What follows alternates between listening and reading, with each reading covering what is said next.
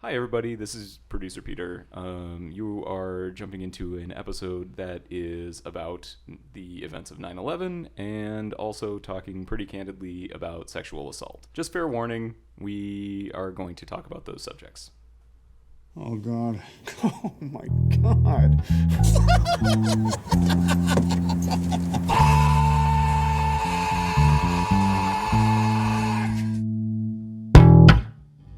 So I was like really into TIE Fighter, and I spent like 90 minutes trying to get the sound set up right because it was supposed to be full stereo, so you could hear something go. Whoosh. I just used my hands for people who are listening. Yeah. To It explain was implied. right to left motion. Mm-hmm. What if it went left to right? Oh, okay. That's how sound waves work. Yeah. We're a science podcast from now on. I don't want to talk about these movies. Nobody wants to talk about these movies. Why do you guys let me come to you with terrible, terrible puns and then we turn them into like ideas? I mean, we knew that there were going to be bad weeks. I mean, I don't think we anticipated them falling on the same week. What? I mean, what would you have put the 9/11 movie up against that we would be like, ha, what a good match? I mean, just something dog shit that we could rag on, what for the sake of our comedy podcast. Yeah. I think it's fine to just get it done with once. Yeah, that's fair. Yeah, agreed. So, welcome to a very special episode of Cage Match, a roundabout way of meeting Nicolas Cage. Nic Cage, please don't listen to this episode. Jet fuel can't melt steel beams. Starting Also, strong. Birds aren't real. They're just this government podcast drones. This podcast is hosted by So long as I Nick keep talking and myself, over you, Sean. Peter has to keep the audio because it's got both of us. That's true. Yeah. Oh my god, is that all it takes? That's all it takes. 'Cause All I'm right. just too lazy. So I'm gonna whisper conspiracies throughout this entire thing. Okay. 'Cause that's all I've got. Who did 9/11? Ooh, we're gonna redo this whole intro thing. Hi Nick, my co-host for this podcast. How are you today? Don't use my government name. And I was hoping you'd throw it back to me. I'm Sean, the other co-host of the show, and We're transmitting from a secret bunker. and then our producer Peter. Hi Peter. Hello. This week we're talking about World Trade Center, and it goes up against The Frozen Ground, a movie about sex trafficking, rape, and murder. Which one of these romps do we want to discuss first, Nick? Well, we've already started talking about Frozen Ground. Yeah, that's what I figured. Nice. All right, The Frozen Ground. Nick, you want to give us a little wrap up of this one? Yeah, this is the true story, inspired by the true story of a cop who finds the Alaska butcher baker serial killer. End scene. No, there's a girl. God, you kept looking at me. I had to continue. So this sex worker. I'm gonna have to say it again. Do you need me to handle this one? Take the reins on this? No. This sex worker escapes from somebody, goes to the cops, says that she was raped and the guy was going to try to kill her. And the cops are like, you're a hoe and we don't believe you. Then one cop is like, I don't know. So he escalates it and like secretly sends the stuff to the Alaska State Patrol. And Nicolas Cage, the Alaska State Patrolman, is like, look at this. This is wild. Let's look into it. And then they do. And then turns out like he finds the murderer, this guy who's killed like 17 people. Yeah, that's pretty much about it. Yeah. So yes, in this film, He rapes a bunch too. Not Nicolas Cage. the murderer. No one rapes Nicolas Cage. Peter, I'm just gonna say it. Boy, we can't we can't use that. Probably not. I don't know. We'll see how I'm feeling when I edit. You get kind of, I mean, depending on how many sparkle buddies, you get kind of saucy. Oh, yeah, absolutely. All right, so this film stars Nicolas Cage as Sergeant Jack Halcombe.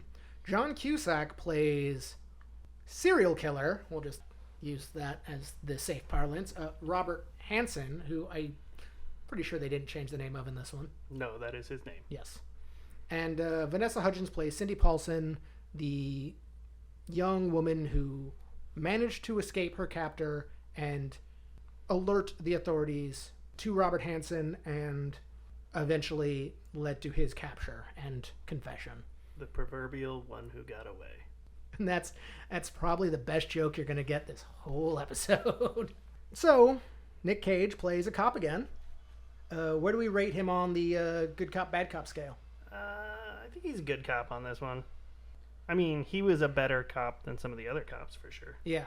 This movie starts off with some really shitty cops. In fact, the detective who is interrogating Cindy Paulson straight up says, "How can you rape a hooker?" You know, she's describing where she was, the guy. They pretty much have an eyewitness to this individual, to John Cusack's Robert Hansen. She can even describe the murder basement. And when the detective comes out of the interrogation room, he's just like, "Yep, nope, not going to do anything about it." And the detective, or the cop who brought her in, was just like, "Aren't we even going to interview the guy?" And the detective's response is, he doesn't have a record in the computer, where within 15 minutes, we find out that this guy has a record that goes back 20 odd years. It just hasn't been digitized. And that's as much detective work as that detective wanted to do. Yeah. I mean, he talked to the guy's wife also. She said he was good. Oh, yeah. And he did have people corroborating his alibi. He had some buddies. The initial one that he was there the whole time. So real Robert Hansen started getting like a rap sheet back in '63 when he held a housewife at gunpoint and tried to rape her, and then also raped I think it was a sex worker at the time. But he got a lot of that thrown out, like the rape of the sex worker, by agreeing to like a plea bargain or whatever, in the use of a deadly weapon. Yay, the American justice system. Yeah, and he only served 6 months, by the way. Gross. Yeah. Some of his other early crimes are pretty interesting as well. Ha ha, interesting or more disturbing interesting? Yeah, just disturbing interesting. I mean, he's not like a very ha ha guy, it seems like. Yeah, this is now a true crime podcast. Yeah, I was hoping for like theft of Mylar turtle balloon or something. No, only a whack job would do something like that. We're not going to talk about that one. The statute of limitation of turtle balloon theft has not reached its limit yet. So, Sergeant Jack Helcom is introduced to this case. It's brought to his desk 2 weeks before his lovely wife and children and him are supposed to pick up stakes and move out of Alaska. So there's kind of a ticking clock, a 2 weeks till retirement type feel, but clearly Jack isn't thrilled at the idea. He hasn't signed the paperwork or paid the movers yet. Yeah, but they packed up like the food in the kitchen, weirdly enough. It's like, you don't understand moving if you put all your food away while you're still there. It's like, you can have food that you're just going to abandon. If you're moving states, fuck it. These Cheerios, they belong to the rats now. Yeah, no one's bringing that peanut butter. Yeah, not after I'm done with it. So, I mean, like all good movie and TV cops, you know, things aren't great at home because the job's just too gritty and real. I do want to talk about, though, so, you know, Jack's the one who's realized that women have been going missing for a while. They're showing up out in the wilderness. How long, Nick, have, like, they've been finding bodies and they still claim none of them are associated with each other? They were, like, 3 within a year. That's when, like, the press were just like, this seems like a pattern. But we do find out that there is a history of specifically young women, 17 to 23-ish, and they're usually told. Cindy and Jack finds out through the sister of another woman that they were told that they were going to go get photos taken for maybe a modeling gig. Photos taken or like some high payout thing. So like Yeah. Cindy was a pro, so it was $200 for a blowjob. And That's it's like, right. yeah, okay, I'll definitely get in there and take a shot in the So- mouth for $200. Another young woman is told she's going to have professional photos taken of her, which Cusack shows up in what I'm going to refer to as Cusack's creepy camper. Yeah. Yeah, this is like anytime Paul Dano's in a movie, it's like, you should be nervous. Yeah, Like, he shows up in a camper that I don't think we ever see again. No, it was a single-use camper. Girl gets in, and it's off to the races. Mm-hmm. I mean, he was a pretty prolific serial killer. Well, let's go back to being a true crime podcast for a second, and let's play some serial killer bingo. Oh, okay. Because, dear God, did this guy hit every mark. Murder basement? Yeah. Like, just trophy hunter heads everywhere. The most impressive to me, though, was the walrus skull. Yeah, that was pretty neat, actually. Yeah. I thought it was cool. I wish I had one. In his rumpus room, because he has a good Christian wife and a couple kids, he's just got a spot to, like, hang a chain, for chaining up women. A hole made for a 3/8 lag bolt. Yeah, how do you explain that one to your partner? I don't think his wife's allowed downstairs. It's a proper 70s man cave. Yeah, 80s okay. man cave. You're sorry. right. It's 80s. Everything about this guy screams, he harms women for fun. I mean, just the number of times he's been actually charged with rape. Yeah. But he definitely has a target audience. Speaking of targets. And they're a captive audience, too. There we go. We got there. Oh, God. I feel dirty. Speaking of... I'm going to make this as hard for you guys as I possibly can. That's why you're here. Uh-huh. Speaking of targets, though, the way he disposes of his prey... Oh, God, this film. I mean, you can just say victims. Victims. I was trying to go into the whole... Yeah, that's much better. I was trying to play up the whole hunter aspect of this because he actually flies the women out in his private prop plane to the middle of nowhere, lets them go, and as they're running away, shoots them in the back with a hunting rifle. I think it's exciting, sorry, just to step back a second, that he's allowed to fly that plane because he was denied a pilot's license for being fucking wacky. Even when they try and stop him later, when they, like, tell the tower, don't let that plane take off, he just goes anyway. Yeah. Are there plane cops? There have to be. The FAA? I'm assuming that's do they their get job. guns? I'm Well, assuming. like probably not anti-aircraft, but Well, how are you... Like, what's the deterrent then?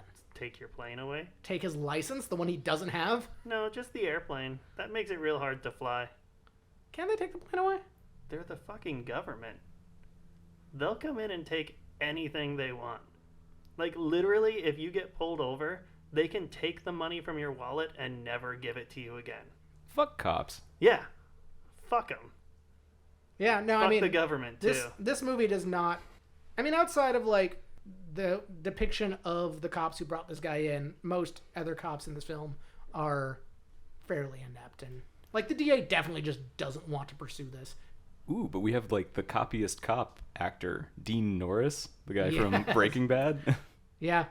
I only watched, like, most of a season of that, so I don't remember. But yeah, it. no. You've seen him as a cop in, like, other shit, He for only sure. plays a In cop. every He other role. Only is a cop. Kind of like Wendell Pierce, who I can only imagine as being a cop ever. Oh, God. Shit. Oh, God. Who played Ben Grimm in the Fantastic Four movie? Oh. Michael Chiklis. Yeah, Michael Chiklis. Yeah. This guy looks like a, low-rent Michael Chiklis. Oh, okay. Who looks like a low-rent Dominic Toretto? Yeah, kind of. Let's just keep talking about who looks like who. Yeah. Oh, speaking of people that look like things, this is really the era of Nic Cage looking like a ham sandwich. Yeah. He's got this whole, like, pouty lip action. He does. Yeah, it was really weird. I That is couldn't a stop weird thinking time about for that. him. Not quite as bad as early 2000s, like, Falcon hair, where his hair just looks like a bird taking flight from his head. I know exactly what you're talking about. Yeah. So, of course, Nic Cage, and, he has a tragic backstory that he uses to connect with Cindy. On his 21st birthday, his sister got killed by a drunk driver, and I don't believe the driver was ever brought to justice, so that's what made him want to be a cop. That's the extent of that plot point. Probably my favorite part about this movie, because I've been, like, fascinated by these things since I was 10. There's a moose in this movie. Oh, I thought you were going to talk about pimps. So, yeah. Oh, that's next. I will say that I've been fascinated by Pimps? for a while. All right, I was going to have some fun talking about a moose, but yeah, let's talk about pimps. So 50 Cent's in this movie. Yeah. He plays the pimp, And which... he's got the sweetest wig ever. Oh, man, it's so good. He produced this too. He that must feel tracks. very passionately about it. Oh, good for him. Well, there goes all my material. Thanks, Peter. Yeah, you're welcome. I mean, my soul material was like, hey, isn't it weird that 50 Cent's in this movie?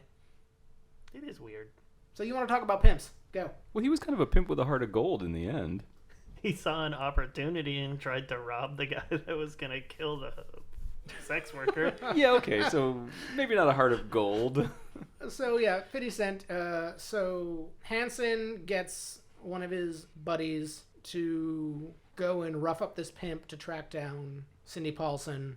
50 Cent says they're going to get out of town, grabs the girl, drives her out to the middle of nowhere to do the trade-off. And when the guy's got a gun on Cindy, 50 Cent pulls a gun on the other guy. And we've got a real Mexican standoff. Yes. Except Cindy doesn't have a gun. Instead, she just drives away. Yes, for Which every was reason, the- it is not actually a Mexican standoff. Correct thing to do in that instance. Yeah. Why would you trust either of them? Yeah. And instead of just, shooting the guy, because at this point, you're not going to shoot the guy 50 Cent. Yeah. He waits for the guy to turn around and shoot him. Yeah, with his spare gun. Yeah. You're in Alaska. You're in North Texas. Everyone's got guns. Also, you're on, what appeared to be a huge frozen over lake. Yeah. Just shoot him. Speaking of everyone having more guns than they know what to do with, Hanson, packs up all of the evidence, takes it out in the middle of the forest, and gets rid of it. Except for all the evidence he didn't pack up, which was in his attic under the floorboards. Yeah, I think it's... Why wouldn't you just put the extra stuff there, too, if you don't expect that to be found? Well, he doesn't want to keep... okay, I'm not going to try to pretend like I know what goes on in his mind, but it seems logical that you wouldn't keep all of your trophies somewhere so high traffic, inside of your house like that. Except for the ones he did. But you kept the murder weapons there. Were those the murder weapons? I mean, they talk about them using 223 ammo, but it's good point. not just a hunting rifle and a knife. That's what he killed with, and they showed a Thompson and something else. But he still had the bag of jewelry and stuff he kept because he'd like to keep those as trophies. He kept those in the garage. Yes. Where he was when the cops showed up. So he wasn't able to go back and get anything else. It's grab these personal effects of the victims. But the cops didn't just show up. They were just staking out his house. They hadn't had the warrant yet. I mean, which he wouldn't know, but no one's coming to his house. I think he knew because he was looking out the window and he saw this. Yeah, takeout. I mean that. It's just, if you're going to take the time to grab the stuff that you just keep out in the open, why not get the actual stuff out of the house instead of the stuff that is adjacent? Could have taken more time. He did get rid of the bracelet, though, the matching bracelet to one of the murder victims' sister had a matching bracelet, which is ultimately what Halcombe uses to kind of corner him in interrogation, which is he says they found this bracelet even though it wasn't the original. I mean, Yeah. And ultimately what gets Hanson at the end is when he's, feels cornered, Cindy pretty much opens the door to the interrogation room and he sees her and just loses his shit and yells in front of a room of detectives, "I should have killed you when I had the chance." Yeah, really kind of lost his cool there. But hey, there was a moose in this movie and that made me happy. Yeah, Yeah, talk about that moose a little more. I have to. I kind of like just the illusion of moose. Yeah, you're right. Fuck that moose. Just a hint of moose. Just a little touch of moose. Touch of the tooch, touch of moose. And that's how we're going to tie it back to last episode. My last note is also fuck the police. So hey, we came full circle. Fuck those police. Do you have any fun facts about this film or the making of this film, Nick? They were incredibly inconsistent in keeping things in the correct decade. Throughout the movie, there's stuff like in the opening scene in the airport, there's a flat screen TV on the wall. Yeah. Halcombe's car has 2012 plate registration. There's TripAdvisor stickers on a bunch of windows and stuff around town. That's awesome. I There's- didn't catch any of that. I also didn't pay that much attention. Yeah, I looked up some of these and kind of got on a roll with it, but it's a huge number of problems. There's a 2005 pickup just driving down the street. Those crosswalks that have the countdown timer, those didn't come into play until 2001 in San Francisco. 2001. Interesting. Yeah. Space Odyssey. No, because of 9/11. That would have been a great segue, but we're not there yet. No, that's true. We can put it anywhere. So, except That for, is the power that I have. To put it anywhere? Yeah. Peter, your power is incredible. So, except for Cindy Paulson, all the photos they used in the film for the murder board, like the victims, all their files, they used the actual photos of the victims. And at the end of the film, they showed them all, said who was found, kind of gave years and information about them. And then the last photo is of Vanessa Hudgens, and then it changes over to an actual photo of the real Cindy Paulson. So we get to know the names of these women and, you know, the full scope of how awful this human being was. Yeah. Which, in numbers, is 17 known murdered women. Yeah. Another 21 suspected murdered people, and 31 raped. So that's pretty gnarly. It's not, you don't want to eat ribs with this guy. Another fun fact. So, oh wait, I can work this narrative thread. Cusack was tired of being cast in romantic comedies, so he wanted to, you know, do something more fitting for his acting. So he decided to play 2 serial killers back to back. The other movie that John Cusack did, where he played a serial killer, was The Paperboy from 2012. Based on the video game? Yes, I'm going to just assume yes. Yeah, gotta be. I mean, you killed a lot of people in that game. Yeah. But yeah, I mean, you're right. There's sort of this era of people trying to reinvent themselves as actors a little bit, and Cusack was tired of being the nice guy romantic lead, so he picked serial killer. And like Vanessa Hudgens had been, you know, Disney or whatever it was for forever, and it's like, I'm gonna play a sex worker. Well, let's just talk about the performances. They are powerful. I mean, there's some pretty good ones. Yeah, they're good. I mean, Cusack did a great job. Cusack did a good job. Cage was very... I mean, it was a good performance. It was, you know, subdued. Very but it wasn't like underperformed or anything. No, like it was that. a very good performance. And actually, this will lead me to my very long extended quote for this episode. You go ahead and do that. I assume you don't have one for this one. I disagree. Let's see what you've got. All right. So this is actually... I'm going to pull what the hell Do is that on your own time. What was the worst movie that we've watched so far? Left Behind. I'm going to pull a Left Behind. I'm going to take a quote from an interview he did for this movie. It's a bit long, so... but he was asked about how he, at this point, was really known for just being in fantastical action films or, like, dumbass movies. And his response was, I like fantasy movies. I like kind of charming horror films. Not slashers, but charming horror films. Because there's a way of exciting the audience with a violence that's benign. It's a skull shooting fire, or it's a magician shooting something out of a wand, or whatever. It's a ring, you know? That's still a safe zone. It's not promoting violence. But when you deal with something that really happened, that hurt people, the families, and you know, there I wanted to approach it more docudrama style and more cinema verite and photorealist acting. Because also I'd done a lot of larger than life kind of abstract performances by design. And I wanted to remind people that I could also do this.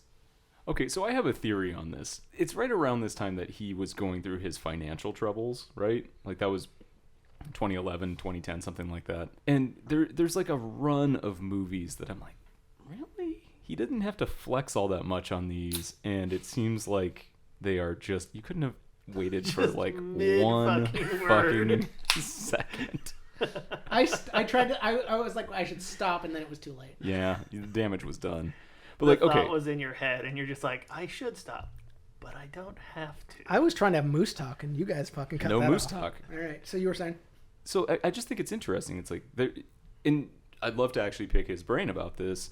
What was the motivation for some of these movies? Was it to get yourself out of the hole? Was it to satisfy some creative aspect of your life? Because, I mean, here are the ones that came around this time. Joe, Rage, Outcast starring Hayden Christensen, and fucking Left Behind. Those are like his movies in this window. Well, and in this film, he was originally offered the role of John Hanson and turned it down. He didn't want to do that. He was more interested in playing the detective, and he thought that was a much more interesting story, and actually got to interview the actual detective and meet him before performing this role, and promised the guy that he was, you know, gonna make him look good. And he also talked in an interview I watched about this, how he likes playing cops. All right, Nick, did you have a quote for this one? I did, but actually it was the same one that Sean had, so he took my quote. Wow, that was a really long quote. Yeah, I guess we're even. I think the only other thing I had to say on this is that it was a really fast filming. It was just 26 days, which, you know, back before 2001, it was like 90 plus days to make a movie. Yeah. It was really fast filming, sorry, but yeah. The director actually timed it so that it would hit during the changing of the season, and it was filmed like semi-chronologically, so that way at the end he wanted the feeling of like the weather closing in on the story and bringing more tension that way. He actually postponed the movie 5 months to do that. Yeah. That's cool. This movie was made on an estimated $27 million budget and made $5,617,000. Womp womp. Yeah, not good.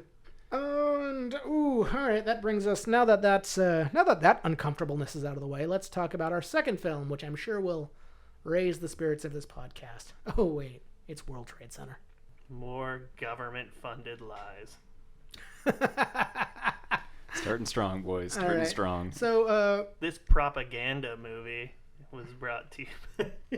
I actually do want to talk about this, but we will Talk about propaganda or talk about 9/11 propaganda? talk about this movie as propaganda. Yeah, 9/11 yeah. was done on a fucking soundstage in LA. Everybody knows that. Same as the moon Wait, landing. I actually do want to talk about that as well. God, you're fucking you're on it today. Sweet. All right.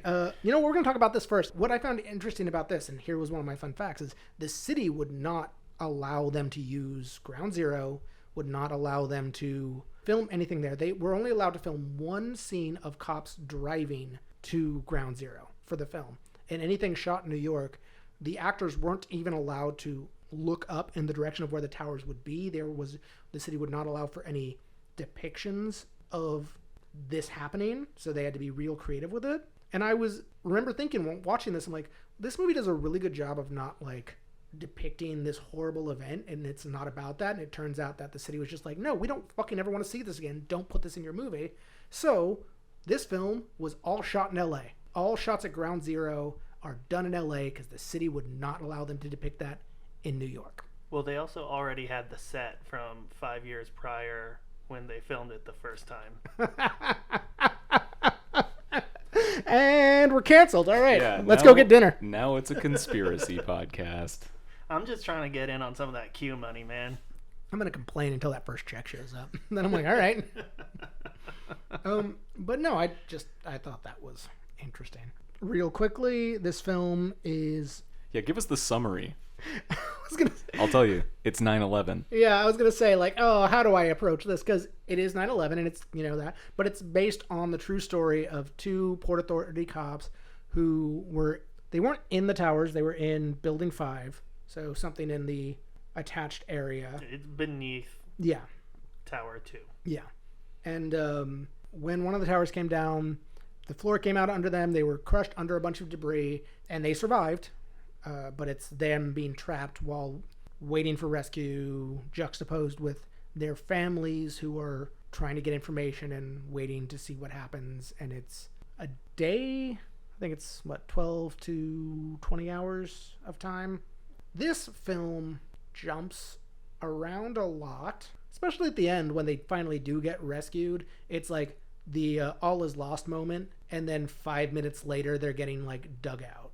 And not in a, oh, we're found. It's, you know, the all is lost moment. Someone finds them. It's like, okay, call somebody. And then all of a sudden there's like everybody's there. Yeah, I think this movie struggled with pacing a lot. Mm-hmm. In the times when they're not underneath rocks, like in the, I don't know, Act 1. I mean, the movie starts basically... Day in the life of a a cop. the fucking thing happens at like 9 in the morning. Yeah. So it's like a couple hours into his day, planes are hitting buildings supposedly, and Fuck, Nick. then like it's kind of like really quick, and everything's just kind of happening. You don't know really who anybody is. Like Michael Pena, who plays Jimeno, is a rookie. Okay, there's some kind of rapport that he has with people, but you don't really get to know anything about him. So just real except quick. he has nice boxers. Yeah, so real quick, Nic Cage plays John McLaughlin, who was also at the World Trade Center for the 93 car bombing. And Michael Pena plays Will Jimeno. Maria Bello plays Donna McLaughlin, John McLaughlin's wife. Maggie Gyllenhaal is Allison Jimeno, the pregnant wife of Michael Pena's character. And then Michael Shannon shows up later for reasons. And John Bernthal's in it too. As Dave Carnes. Yeah, well, okay, we'll go there. There's a lot of people in this film at the beginning. Also, I mean, when this was filmed, I don't think John Bernthal was He wasn't the Punisher yet, no. Or Shane from Walking Dead. But either way, I'm like, oh, John Bernthal's in here. Wait, no, he's not. Yeah. Because he's in 2 scenes. He's introduced as working... He's introduced and he's killed. Yeah, he's introduced... It's the pacing all over again. It's like everything's happening really fast. Then it happens. And everything happens really fucking slow. And then everything just resolves. Yeah, so he's working down in the buildings when it goes down, or in the complex when it goes down. And then, but he used to work at the Port Authority with these guys, so he's like, guys, let me come with you. And then it all comes down, and he's dead. I'm like, that was a weird use of screen time.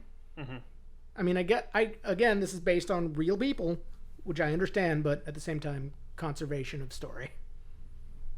Yeah. I mean, it shouldn't surprise you that credited writers on this are John McLaughlin and his wife. And I'm assuming the person who actually kind of tried to clean it all up and make it a screenplay. Yeah. No. So it's not written by somebody who is, I don't know, educated in screenplay writing. Speaking of slowing things down unnecessarily, when the buildings come down in that scene, all I could think of is, why has this been slowed to 12 frames a second? I don't know, it's kind of weird. Because I thought that this movie had pretty effective practical effects. I did too. And then they do weird things like that kind of camera work and stuff like that. It's like, it's not necessary. Like, unless they wanted to, like, I mean, you're dropping foam blocks and saying they're concrete, and they don't fall the same way. So maybe they wanted to speed it up just to, like, make it more chaotic. Okay, but about the time this movie would have been made, the Jackass movie would have been made, and they do the same thing, and it looks good. Yeah. And they don't slow it down. Wait, they did took 9/11? down the towers? Yes. I was talking. I thought it was. No, we're getting into it. It was Johnny Knoxville. Don't put that in the podcast. Don't sue us, Johnny Knoxville. We love you. I do generally enjoy Jackass. Their opening scenes has like concrete blocks and stuff being like blown up. Yeah. And it's just foam. And I'm sure this movie could have had a bigger budget than the first Jackass. That's interesting. Look that up. The estimated budget of $65 million. Jackass. $5 million. Okay. So they could have only gotten Nic Cage for Jackass 1. True. And no one else. That would have been great. Do you think Nic Cage took a reduced budget or a reduced payout on this because for half the movie you only see his face? I mean, just in terms of an acting gig, how awesome would that be to just spend 6 hours in makeup and then just lay on your side? I will say, I think it would be terrible because his mouth is so fucking dry. Yeah, it's gross. Like, there's no shine on his teeth. It's just grit and dirt inside of everything. This movie made me real thirsty, though. It is a very dry movie. Yeah. Heart. I did like, just visually, as the movie goes on, Then like, I want to talk about chemtrails. as they're under there more and more, They're turning our frogs gay. the makeup gets more extreme, like the bruising gets more extreme. Like, there was attention to detail there that, as a visual person, I appreciated. No, the makeup effects were great. Yeah. I actually think it was filmed really well, too. I mean, other than some of the antique-y crap that you're talking about with the frame rate, like, I thought it was lit well and good cinematography. Antique-y? Yeah, Oh, I did as say an antique-y. Yeah. Not really a word, but No. But no, because even like the last scene of this film is, so one of the running stories in this is Michael Pena, his wife's having a daughter, they couldn't decide what to name it, and at the end of the film, and this goes back to antique crap, like when they're having the picnic for the survivors, he calls out to his daughter because they finally got a name for her, and it slows down to that 12 frame a second frame rate, and it's dumb. I watched this on 9/11, which was not planned. It was just like, oh, wait, we're recording, and I still need to watch World Trade Center. Did you guys give a shit about any of the side plot with the families? No. Like, I feel like this actually could have been a better, like a bottle episode kind of a style where it's just the two of them having to try and stay awake, share stories about their families. Like, who cares 90-minute about movie. the actual actors Well, playing one them? of the Then you can justify McLaughlin's wife co-writing it, Good point. and she needed to get her money too, because everybody is looking to get paid out for this 9/11 cover-up. You're just muting Nick now, right? I probably should, but no. Nope. This film doesn't, as a film, care about any of the additional side bullshit. Because in the 11th hour of this film, like in the third act, they decide to just throw out there that John and his wife are having marital problems. It's kind of implied from the get-go I mean, when he gets up to go to work. You see her in just the kind of first give scene. a look, and then Doesn't say goodbye or anything when he goes to it's work. 4 a.m. She's asleep. I get up at 3:30 every morning, and I wake Josie's ass up. And I Jump say, on the bed. Yeah. I'm like, it's Saturday. But we can put this in the column of terrible children, because his son, JJ, is a fucking shithead. Like, I get the kid's, like, worried about his dad, but at the same time, it's like, we need to go down there. And literally everyone in the family's like, that's not how it works. You can't do that. It would just be difficult. Stop it. And he's just like, you don't love dad anymore, and, like, runs out and is just a shitty kid. Yeah, I mean, he's like 10. The actor's definitely not, but the character was 10. So you know he's shitty. Yeah, I mean, what do you think about Michael Pena and Nic Cage just vibing off each other? I think you'd be hard-pressed not to have a good... A rapport with Like, Michael Pena? Yeah. I think he's just way too charismatic on stage and probably off. Or screen. On screen. Well, probably on stage, too. On stage or on screen, Michael Pena gets my 3 thumbs up. Yeah. Ooh, and they're also there with the body of Dominic Pizzulo, played by Jay Hernandez, this whole time. He's another character who's introduced to immediately be killed. Do you think they just put like a mannequin, like half a mannequin up there that looked like him? And... I hope so. Well, I mean, most of the shots we get of Pena and Cage, once it's just them, it's usually just one angle. Tight on their face. Yeah. Because you could probably only see them from one angle.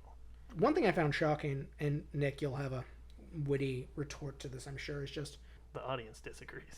how little people, like, at Ground Zero at the time, how little people knew. Like, they were debating whether or not there was a second plane, like, while driving over there. Yeah. Well, I mean, that it was- wasn't like hardcore internet age. People didn't have it in their pockets. Information didn't move as fast. And people weren't able to, like, live stream it as it happened. Things That's like that. fair. I mean, I was also on the West Coast when it happened. I woke up to it, so it's not like... but being there, and they're debating whether or not the second building had been hit, or if that was just a smoke cloud from the first building. I just thought that was interesting and something I'd never considered. Because I've never had to consider being at an event like that, because it's terrifying. Yeah. Cool, we're going to draw the line there. Yeah, shitty things like that. I mean, not necessarily manufactured to that scale, but shitty things do happen around my life. Like, I mean, things get dropped off of cranes and stuff on construction sites. Not like every day or anything, but you hear about it. I mean, just a couple of years ago in Seattle, we had a crane drop up on Mercer off of a Google building, and it fucking fucked shit up, killed a guy. I do want to talk about how Jesus is an Aquafina man. Jesus shows up with a bottle of water. Well, in Pizzulo's mind. Not Pizzulo. I know, I Jimenez. can't say that he isn't. I mean, I feel like he probably would have shown up with that in Army of One. I'm not gonna lie, I don't think that was Jesus, because I didn't see Russell Brand in the credits anywhere. A very good point. All right, we got where I wanted with that bit. But speaking of credits, so Michael Shannon. First of all, like every time I see him, I just think that he's like a melted Michael C. Hall. What do you guys think of him? Oh, he would play a great serial killer. I don't know who Michael Shannon is. He is the Marine, and there's a guy who comes up and he's like, "Hey, you got a name, Marine?" And he goes, "Staff Sergeant Carnes." He's like, "Got something a little shorter?" "Staff Sergeant." Michael Shannon plays Staff Sergeant Dave Carnes, who heard of them and was the one who was like, who found them or found where they were. So did get them saved. So I understand why he's a part of this movie. But at the same time, he's just there to be there. He's got that dumb line where it's like, don't you understand we're at war now? Yeah. Oh, yeah. God, fucking get over it. Honestly, it tracks with every interaction I've ever had with a Marine. This is clearly a different time in the world. I do like how Allison's dad is very concerned about her losing the baby, but is not concerned at all with smoking like a fucking chimney in the house. Yeah, I mean, I Which is talked about this with Josie when we were watching it, because she had the same statement, and I was like, they hadn't even banned it in, like, smoking in bars and restaurants at this point. It's like, it's hindsight. yeah, hindsight, great. Yeah, I don't know. You got any fun facts for this 9/11 movie, Nick? So that's a loaded question. I should not have asked that. Yeah, facts in pretty Quotation heavy marks. quote. Tell me about lizard people. So in the summer before my junior year of high school, whatever that was, graduated in 2003. Help me out in the math. Drop it down in the comments later. Well, how old am I? What am I doing here? I went to New York with a fact-finding group just to try to figure all this out and get the information to the people. And while we were standing there at this, supposed site of a tragedy, so my tour guide just turns around, looks at me. He's like, "Want to hear a joke?" And then he throws up for a high five and then drops his hand real quick and goes, "Who's gay?" And I'm just sitting there at 9/11 with my hand up after a tour guide is like, "Who's gay?" True story. Fucking wild. Yeah, cut that. That needs to be cut. I'm not I standing. mean, it didn't, I'm not, it didn't age well, but it is pretty accurate for 2001. That's true.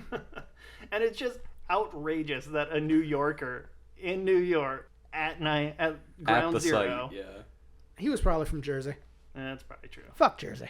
Yeah, those motherfuckers. Bet they did it. No. It was carried out too well, too efficiently. Hey, Don't sue us, New Jersey. Oh my god. All right. Okay, do we you got do you have a quote, Nick? Then Yeah. we're gonna wrap this shit up real quick. yeah, I got a quote. Yeah, actually, but before we do quotes, just like, what did you think of his performance in this? Because I know it's really weird. He was sideways the whole time. I didn't like his accent. It was a little overdone, but It he was super also inconsistent. yeah, but he was also supposed to be crushed. I don't know. I didn't. I mean, even when he wasn't crushed, it was inconsistent. Michael Pena stole the show. Like, Michael Pena is the star of this film. Like, he's the one who keeps them both motivated, and which will go into my quote. Yeah, he's likable too. He's likable, and just it's just Nick Cage's whole performance in this just like, gotta stay alive because you die, I die. Well, More of those pouty lips. How about that mustache though? Oh yeah, cop stash all the way. good cop stash. Did we talk good cop, bad cop? Not on this one. Good cop, bad cop, fine cop. He doesn't do much cop work. He gets them saved by telling him to go to the elevator shaft because it's the strongest part of the building. Yeah, that's about all we get from him. But that's not even like cop knowledge. That's just engineering. Yeah, that's knowledge. just structural knowledge. Yeah. All right, what's your quote, Nick? So this happens over 2 scenes, but originally, like, Jimeno and McLaughlin are talking about, their wives and stuff, and Nicolas Cage is just agreeing with Michael Pena in that, like, Michael Pena is like, "Oh, my wife, she's Italian. Don't get her mad. She's a wild one." And McLaughlin comes back with, "Donna can get mad too. She wants a new kitchen. I'm an okay carpenter, so I'm building her a new one. There's no cabinets right now. She's pissed, so I gotta get out of here. I married the right one." So he's just like, dudes kind of Yeah. going around talking about how shitty, quote unquote, their relationships are. It's like, "Oh, don't get her mad. Oh, my wife, she..." My ball and chain. Yeah. But also, at the same time being like, "Oh, she's a right proper lady." And then in a dream later, he's having a conversation with his wife, Donna, and Donna's just like, "Honey, the kitchen's not even finished yet." She's trying to motivate him to get out of this hole and go back. So she's like, "The kitchen's not even finished yet." And he's like, "Okay, would you get off the kitchen? Is this necessary? I'm stuck." And I like that. Because, that is actually, I think, the best bit of script in this movie Yeah. too. Well, that was okay. That second one was my first quote. My second one, I went for just the Copycat. full Nic Cage quote. It's Jimeno and McLaughlin when they're first just starting to talk. They've, it's like the second scene of them underground, and they're just going back and forth. And Jimeno's like, "You're not a big talker, are you?" "No." "Well, gee, you got to give me something, cuz." And John McLaughlin goes, "Ah, ah, ah, ah! I can't, cause my knees are crushed again. That's why I can't fucking talk." Which was the most Cage scene out of both these films. Yeah, I could definitely see like a person's patience just being worn thin by somebody just yammering at them. Like, and I know they gotta talk to like keep themselves occupied and focused, but if like you're fucking crushed under all of that concrete and like bones are broken, you're bleeding internally, and you know you're dying, and some assholes just like talking to you about space frogs and shit. I don't know. He never talked about space frogs. No, but oh my god. So, we still have to decide which one of these wins. Yeah, I think we're at that point. I don't really have any other. It's not World Trade Center. I'm just gonna Fun say that. shit. I don't want to watch this again. Yeah, World Trade Center, in my opinion, is a bad movie. It's not a good. It's movie. not good. I It's- agree. I mean, it's not fine to watch. People shouldn't watch it. No, It's I all a mean- lie, and it's just Well, it is. It's big American propaganda, and it's a big rah rah. Let's all go to war, huzzah! Like the weirdest. But I will say the weirdest part of this film for me is when it cuts to the rest of the world watching this, and everyone's like, "America," and everyone's like freaking out, and you see like every other country, and it's like old news footage from everything else, including this one scene they have in Japan where where Japan's watching it live.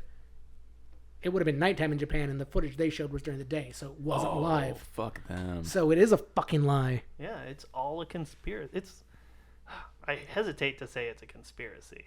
It's a fucking cover up, though. What was in those buildings that the government didn't want us to see? I bet it was Hunter Biden's laptop. All right, that joke got there. So yes, that was World Trade Center and the Frozen Ground. The Frozen Ground goes forward. It had better acting, had a more compelling script. It's a more watchable movie. It's a more watchable movie. So yeah, next week we've got the A palate last, cleanser. the last of our 8 and 9 seeds, National Treasure, Book of Secrets, against The Sorcerer's Apprentice, and also we will have our first guest on the podcast. So good. I mean, are we gonna broadcast that forehand? If he doesn't show, we just Rag on him for 5 yeah minutes. we make fun of that and then we move on. Okay. You hear that? Perfect. You hear that? If you don't come on our show, we're gonna make fun of you. Yeah. Yeah. You gotta come. Goodbye. Good night, yeah. everybody. Yeah, so please, God, thank you for making it through this episode. Like, share, and subscribe. Yeah. Tell your friends. We need some word of mouth. I mean, we're not desperate or anything, but we'd like word of mouth. Tell me what theories you've got Need it. down in the comments. In the I want comments, to hear. tell Nick. Yeah. Someday, actually, somebody drop down in the comments and tell me where to find the comments, because I don't know where I'm looking. That seems like a conspiracy in and of itself. Yeah. Are people talking about this? Huh, who fucking knows? All songs are weirdly horny if you listen to Well, them the right way. I think in particular this Dave one. I mean, all Dave's songs are super horny. Yeah. Yeah. I That's mean, he probably just true. keeps going with the "I'll come into you," Yeah. and it's like, Oh, okay. Are A little we- heavy-handed there, Are those bud. the actual lines? Yeah. Dear God. crash into me, and I'll come into you. I thought that was about the time he Into you. let all his poop out in the on that Chicago? yacht. Yeah. No. God, what a classic. Classic DMB move.